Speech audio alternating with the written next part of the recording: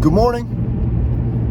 You got to treat your YouTube channel like a business is the topic this morning while we do a little drive to work and have a coffee. If you want, what are you doing your YouTube channel for? That's the first question you got to ask yourself. What are you doing it for? It is a TV broadcast type of scenario, so you have to admit that you're doing it because you want people to watch it. Number one. Two, you're doing it because you have some type of creative urge to put out a piece of art that you want others to see, and you're trying to encapsulate your idea or your vision into a visual audio experience for the viewer. I think that encapsulates why everybody's doing YouTube. Now, there's other tangent reasons that might come off of that, but that's the basic point. So now that we got that out of the way, in order to be successful in this area, you have to treat it like a business. And let's just look at it like a restaurant, or maybe even something simpler like a food truck. First thing you're going to do is you're going to register your business. So come up with a name for your business, because now, why would you put so much time and effort into something and not reap any of the rewards that go along with that effort? So by setting up your channel as a business, call it, say, synthsamuraiproductions, or Samurai Enterprises, or Samurai Inc., or whatever you want to call it. Simply set it up. It takes no time at all. Now you have the ability to take the space in your house that you're using for your YouTube creations, music studio, video, all that, and you can apply those write-offs on your mortgage, light and power, and everything to that little area of the room, because now you're operating as a business. Two, any video music production, any video production equipment, any wardrobes you'll be wearing in the show, anything that you buy and use for the show, now you can apply to expenses of that business. You can get a credit line for the business through a bank, and now you have a credit card, or aka a credit line, where you can purchase things for your business, and maybe you end up operating at a loss in your first year, second year, because you're building your business. You've purchased music equipment, whatever other equipment, audio equipment, video equipment that you're now using in your business, which is your YouTube channel, that if you've operated at a loss in your first or second year, now you can write off those taxes, write off those losses against your personal income of your other job. Okay? Now we're talking about if it's just set up as a sole proprietorship. So you got the ability to operate at a loss while building your business, and then write those losses off against your personal income tax on your taxes for the year for your regular job, right? So it's win-win. So you're already getting a perk from operating your channel as a business, right? That's a huge perk. And there's more that goes with that, but that's simply put. You can go look into it, and that's what's up. Okay? Now, if you're going to operate your YouTube channel like a business, now you're going to look at it, as the example we provided before, as like a food truck. You want to give the highest quality product to your viewer as you can. Now, what's the quickest and easiest way to do that? Well, you go find people in your area or niche that are doing it the best. You look at what they're doing, and then you kind of clone it to your own extent, and then maybe you change it a little bit. But if they're doing it the best, what are they doing the best? You look at the video. How are they doing it? How do they edit it? Do they edit it? What style thumbnails are they using? What are they titling? Blah, blah, blah. All that stuff. But most importantly, you want to test out some new ideas. So it's like a sandwich in a food truck. You made a new sandwich, you got an idea, you tasted it, you showed it to your family or whatever, they're like, that's pretty good. And you're like, all right, let's try this new idea out with the channel. You throw it out there, it flops. You do it, you don't just give up on the first try. You do it, not working. All right, now you remove it and you put in a new product. So you start operating your channel's shows or videos as products. Every video you put out is a product. Now you can make that product a one-off, okay? You can make that product a series, a long-term series on your channel, right? You can operate it like a let's take it like Netflix. So you're operating your channel now as Netflix. You have different types of shows on your Netflix. You've got short ones. You got 6 episode series, or episode 1, 2, 3, 4, 5, 6, or this topic you're going to go over 6 videos. You can do things like that. You can do one-offs. You can do running ones that are going to be like stables. In business they call them SKUs. You got long-term SKUs, which is like a topic or a style or a show that will run forever. It's like your bread and butter of your channel.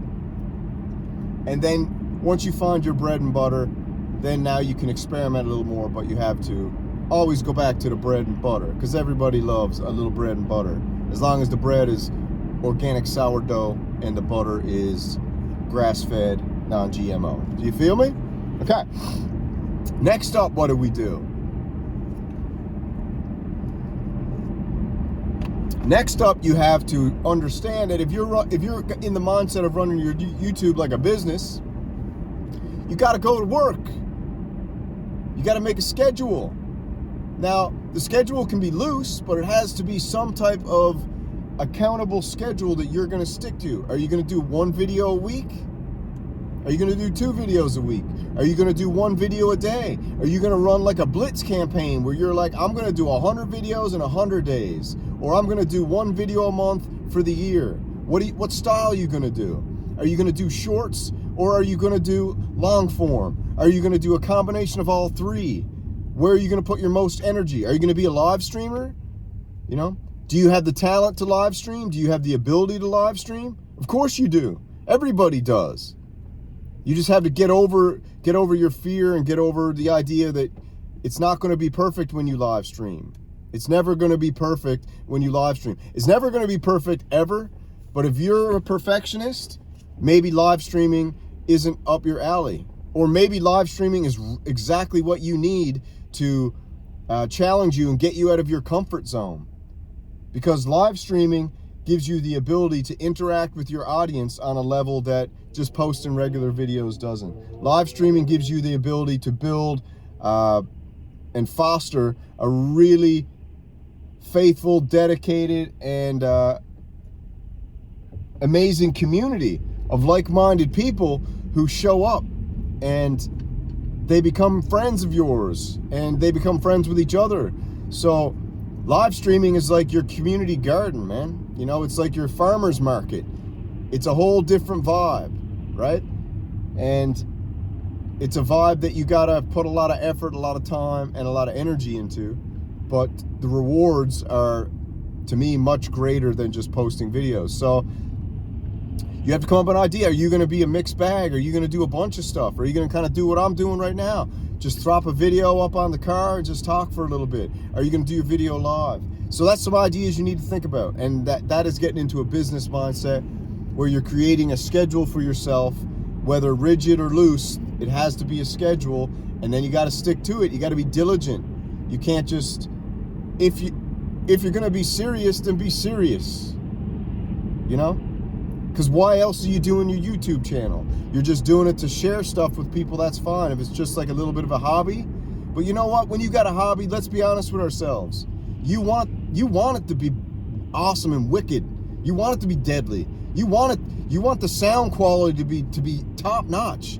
Now you've set up your business, you can invest a little bit of money into your sound quality now, because you can use the benefits of writing off some losses on your business this year against your personal income tax. So it's not so much of a like, oh man, it's too much money to spend. No, you can wiggle with a little jiggle, okay? You gotta play like the big boys sometimes. So You get your video quality up. You don't have to write scripts. You don't have to make it super crazy. But if you're someone who can't just throw it down on the fly, then maybe you got to write some scripts. If you like editing and you want to edit, then maybe you need to take some time and learn some editing. You know, cut out some hours a week for education purposes where you're learning new things of how to make your videos, how to do your audio, how to edit, all that kind of stuff. If you don't want to edit, then you got to look for the best of the best, which is like me. I'm the best of the best. I'm the best of the best no edit YouTube channel on YouTube right now. I've cracked a code of no edit YouTube that, you know, I can show anybody. It's easy, but it takes some time and a little bit of effort to set up. But once you do, you can run a no edit channel.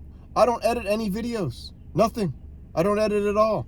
So a lot of people wonder how you can put out so much content. It's because I've done the, is it Houdini? Who's the master of illusion? I've created the illusion of editing by using OBS and scenes and smooth transitions to seamlessly look like the video is being edited.